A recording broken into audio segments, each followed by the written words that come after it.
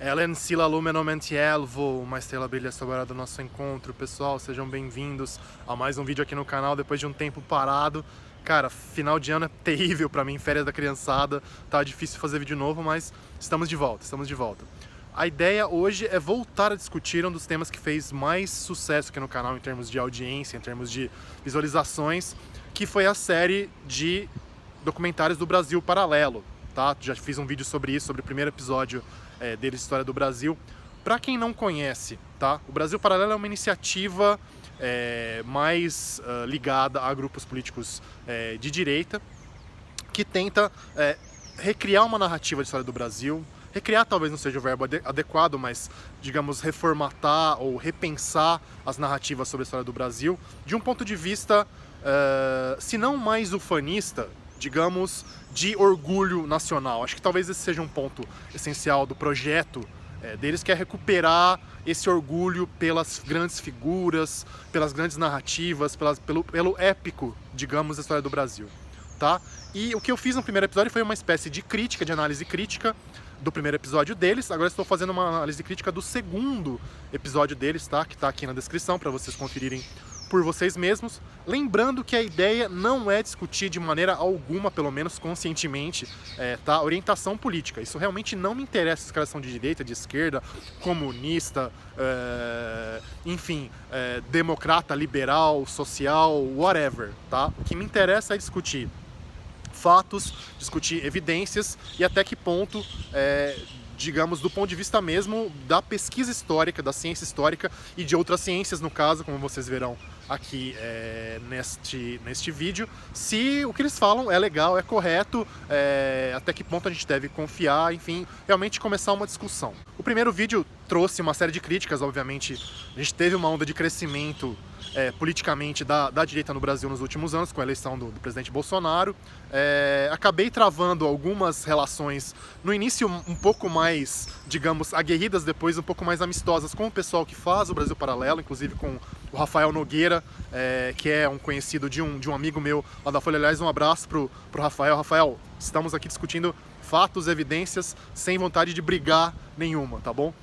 Então é disso que eu quero falar e de mais nada. E lembrando então, para quem não tem tempo, não vai conseguir ver o episódio deles inteiro que eu estou analisando aqui, ele é bem focado, tá, nos primeiros séculos da colonização do Brasil, em especial na maior parte das relações dos portugueses com os grupos indígenas originalmente, e também bastante da questão da escravidão africana no Brasil, tá? Então é basicamente sobre isso que eu vou falar. Um primeiro ponto do episódio que eu achei bastante positivo, quando eles tratam realmente desse grande encontro de civilizações, tá? Dessa chegada dos europeus aqui às Américas, depois de uma separação entre os grupos humanos, né, da Eurásia e os das Américas durante 10 mil anos ou mais, tá? Eles tratam isso realmente como épico que foi, como esse grande encontro de dois pedaços da humanidade que estavam separados, e eles fazem isso de maneira bastante respeitosa, falando um pouco também da pré-história desses povos aqui nas Américas. Eu achei um clima interessante inicial do episódio, mas de maneira geral também, esse é um lado positivo que eu veria, tá? De outro lado, eu acho que realmente o que faltou do ponto de vista de substanciação de fatos, de evidências, de olhar para a pesquisa atual, foi consultar realmente arqueólogos, tá? Porque o que eu vejo como principais deslizes e erros mesmo, ou coisas enviesadas que você tem nesse episódio, é justamente uma visão que é privilegiando apenas as fontes escritas da época do contato e depois dos séculos seguintes, sem pensar nas condições dessas populações aqui nas Américas, pelo viés da arqueologia, que está descobrindo muita coisa nova, como inclusive eu conto no meu livro 1499, O Brasil Antes de Cabral, que tem uma explosão de pesquisa aí nessa área, mostrando que você tinha uma complexidade social e cultural e econômica, inclusive, muito maior do que se imaginava aqui antes, e isso não é incorporado no trabalho. Acho que isso acaba fazendo bastante diferença. E é nesse ponto que eu acho que eu vou concentrar um pouco mais as minhas críticas. Uma primeira coisa pontual, curiosa, mas é engraçado para mostrar como realmente faltou esse input, essa incorporação dos dados arqueológicos. Eles falam, por exemplo, tá, entrevistando o Leandro Narlock, inclusive, eu não sei porque em vez de ter o Narlock eles não puseram um arqueólogo. Realmente isso eu acho problemático, mas falam, não tinha nem cachorro domesticado aqui. Na verdade, não, a gente achou recentemente algumas evidências, inclusive no Rio Grande do Sul, tá? Perto da Lagoa dos Patos. Vou colocar o link aqui na descrição para vocês. Há mais de 2.000 anos a presença de cães domesticados, sim, no território brasileiro, tá? Então, primeira relativização, essa informação não está correta. Tínhamos, pelo que sabemos agora, tá? Em trabalhos recentes, a gente tinha, sim, cães domesticados no Brasil pré-colombiano, pré-cabralino. Um ponto bem interessante, levantado inclusive pelo Olavo de Carvalho, tá, nesse episódio, é a ideia de propriedade privada, propriedade comunal da terra. E o Olavo diz o seguinte, que você não tinha entre os povos aqui nem a ideia de propriedade privada pessoal da terra, nem muito menos a ideia de propriedade comunal, tá? Isso é bem complicado. Quando a gente olha para as evidências arqueológicas, a gente está vendo cada vez mais esses sinais de você demarcar a terra, de certa maneira, tá? De você criar uma monumentalidade, realmente, monumentos que não eram de pedra, mas eram de terra, ou às vezes de madeira, também uma conjunção dos dois, justamente para dar essa ideia de posse, de controle da terra, tá? A gente vê isso, por exemplo, tá aqui no vídeo em destaque do canal, na Amazônia, na região de Xingu, a construção de estradas com vários quilômetros de comprimento, com acostamento, com demarcação clara de terra. Você tinha muitas aldeias muradas com muralhas realmente respeitáveis, às vezes com um circuito de 1 quilômetro ou mais de muralha de tora de madeira. Tá? Você tinha na região sul, por exemplo, no Planalto gaúcho catarinense, esses lugares onde hoje neva, né? Tem alguns vídeos sobre isso aqui no canal também, construção do que o pessoal chama de mounds, né? Ou morros artificiais de terra com monumentos funerários, às vezes com 10 metros, 50 metros de altura, tá? Então, você tem alguns indícios, sim, de que as comunidades estavam tentando marcar a terra como delas, sim, tá?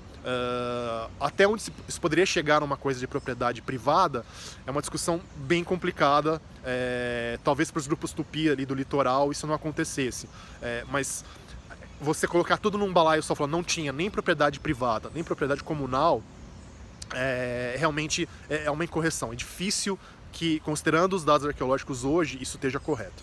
Outro ponto interessante, levantado inclusive pelo próprio Rafael Nogueira, que eu citei no começo, tem toda essa coisa, porque o português chegou aqui e começou a dar quinquilharia para o índio, para trocar por pau-brasil que era valioso, e o índio enganado, não sei o quê.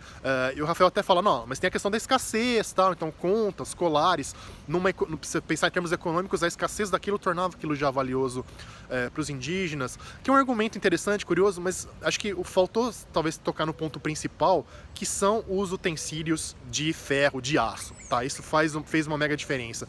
Tem essa coisa mais cosmética, né? Mais de adorno dos espelhos e tal, dessa economia de trocas com os índios dos portugueses, mas o que realmente fazia diferença era tesoura e principalmente machado, tá? Machado de metal. Quando você chega numa cultura em que você ainda não tinha uso de utensílios de metal, isso faz uma diferença tremenda para realmente agilidade econômica mesmo.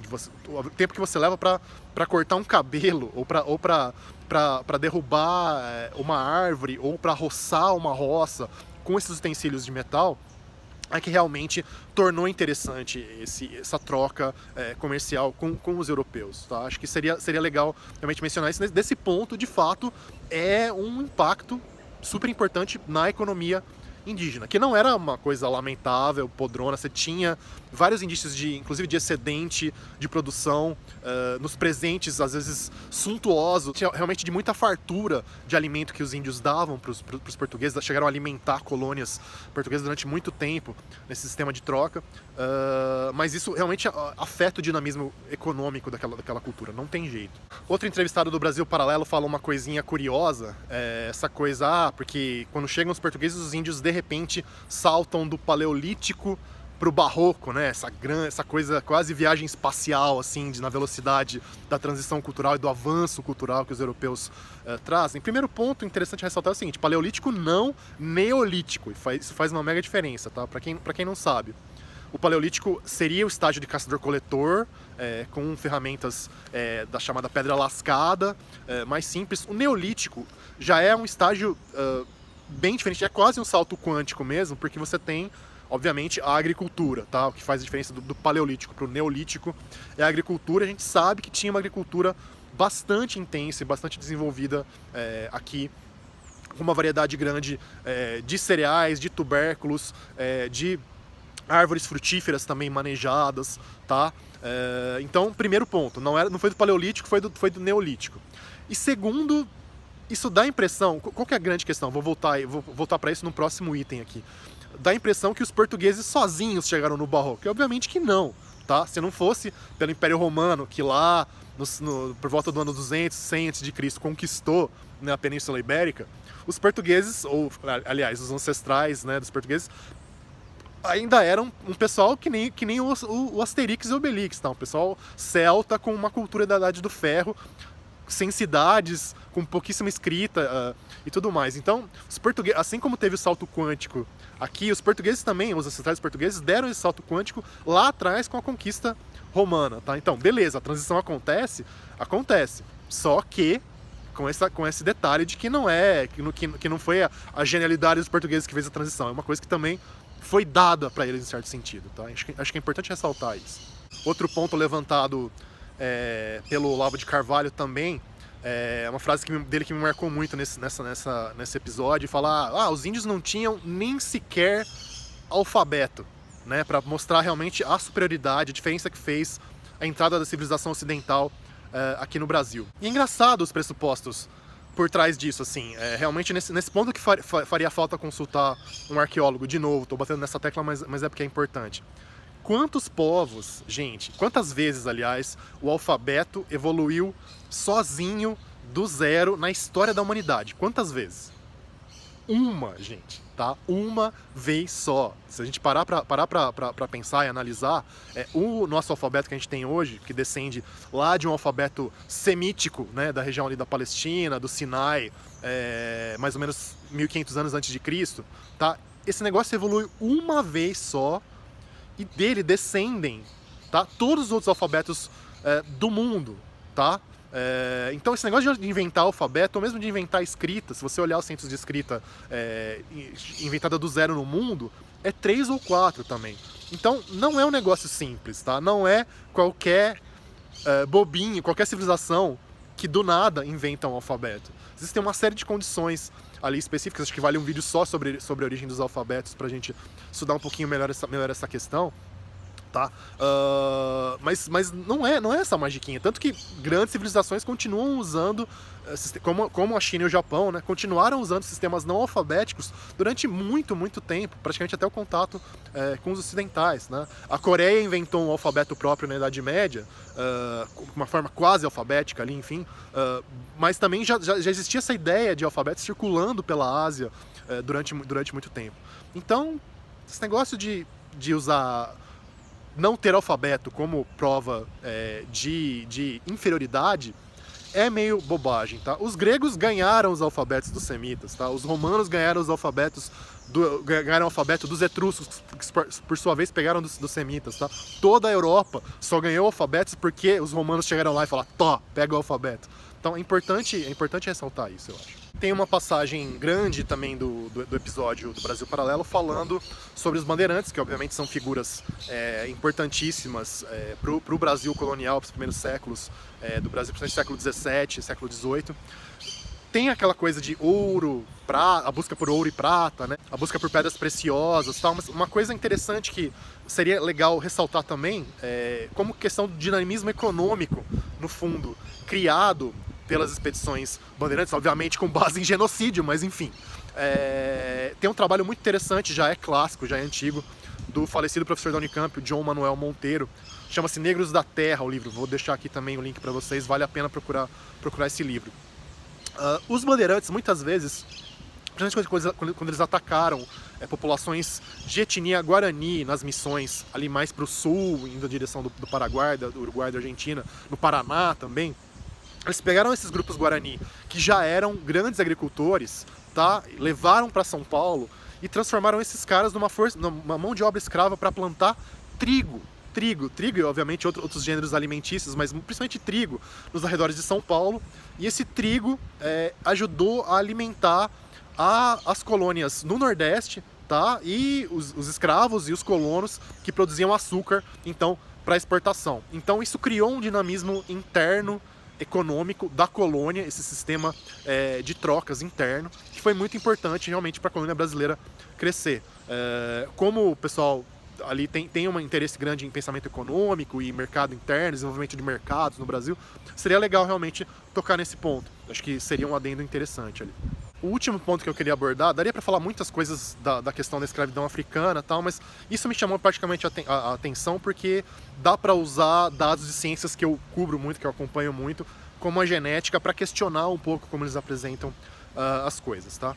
Primeiro, tem a ideia da miscigenação brasileira como um elemento unificador, fortalecedor da identidade nacional, um elemento no fundo igualitário, né, de juntar os descendentes de brancos, de índios, de negros numa grande família brasileira, que obviamente do ponto de vista ideológico para o Brasil Paralelo é uma coisa que é importante, que é interessante.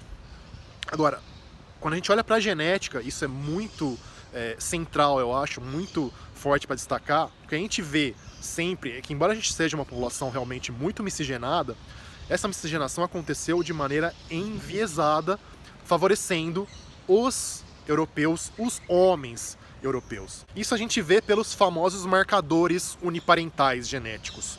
Para quem não sabe, quando você olha a linhagem materna de alguém, né, os ancestrais femininos de uma pessoa, você pode olhar as chamadas mitocôndrias, que são usininhas ali de energia das nossas células, que tem um tipo de DNA, o mtDNA, o DNA mitocondrial, que é passado apenas pelo lado materno, tá? Então tem algumas exceções, é um pouquinho bagunçado, mas em geral é isso, tá? A sua mãe passa para você as mitocôndrias dela, tá? Você se é homem, não vai passar para sua filha. Quem vai passar para sua filha é a sua mulher. E assim vai só pela linhagem materna. E do lado paterno tem o famoso cromossomo Y, né? A marca genética da masculinidade. Nós homens normalmente temos o cromossomo Y, que também é passado só, né, fora algumas maluquices, mas normalmente é só de pai para filho homem e não para filha. Então você traça só a linhagem de pai para filho, filho, filho, filho ao longo das gerações. Quando a gente olha essas coisas no genoma dos brasileiros hoje, o que a gente vê é um predomínio brutal do cromossomo Y europeu. Em parte, tudo bem, porque no começo da colonização vieram poucas mulheres europeias, depois começaram, no século XIX, vieram mais com a imigração italiana e alemã e tudo mais. Mas o predomínio é grande demais, tá? Na faixa ali, talvez dos 80%, às vezes 90%, depende da região. É grande demais para ser explicado só por isso. Pelo fato de que você praticamente não tem na população brasileira não indígena cromossomo Y indígena, sumiu, tipo, é muito difícil de achar, tá? Muito difícil de você achar. Quer dizer, praticamente não houve índio-homem casando com mulher branca. Você teve só homem branco casando com mulher índia ou descendente de índia já miscigenada, tá? A coisa africana é um pouquinho mais leve, mas mesmo assim o predomínio europeu é avassalador. E aí você olha para o DNA mitocondrial, o lado feminino, tá tá bem divididinho, tá? E tem muito mais proporção indígena e africana, tá? Eu vou colocar algumas referências aí para vocês darem uma olhadinha que mostram esse cenário de pesquisas genéticas. Ou seja, com base nesses dados, é difícil você postular apenas essa miscigenação pacífica, tranquila, de união nacional. Você teve um processo que no início, talvez, de alianças políticas, né, eu costumo chamar da genrocracia tupi. Os tupis tinham esse costume de dar as suas filhas em casamento aos europeus que chegavam no começo para torná-los seus aliados militares. Tá? Você teve isso no começo, mas você teve também muito concubinato e muito estupro em cenários de escravidão. Isso é difícil de negar, é praticamente impossível que isso não acontecesse. Aconteceu nas Américas inteiras, inclusive no Brasil. Então, é bom ir devagar com o andor, é bom pegar leve e não ter um cenário cor-de-rosa demais de como o povo brasileiro foi formado. Tá? Essas marcas desse enviesamento, desse desbalanço, desse predomínio em muitos aspectos violento, estão lá e não podem ser negadas. Tá? E só um detalhezinho também que eles falam comparam com os Estados Unidos, né? Falam, se tivesse tido essa miscigenação toda por lá, talvez a Guerra Civil Americana não tivesse acontecido, o processo de libertação dos escravos lá teria sido muito mais tranquilo, enfim.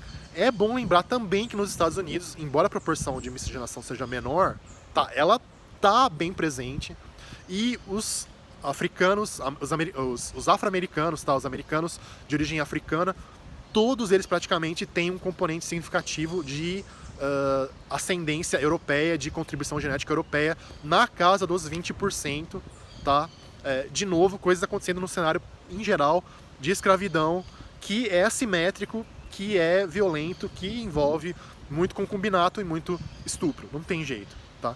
Então, essa diferença, ela é de grau e não, assim, um abismo terrível entre o que aconteceu nos Estados Unidos e o que aconteceu aqui no contexto da escravidão, da descendência e da genética. Por enquanto é isso, espero que vocês tenham tomado alguns grãos de sal, acho que vale a pena, quem quer conhecer o projeto do Brasil Paralelo, vale a pena conhecer para entender como os caras estão pensando a história do Brasil, mas é importante olhar de maneira crítica, tá bom?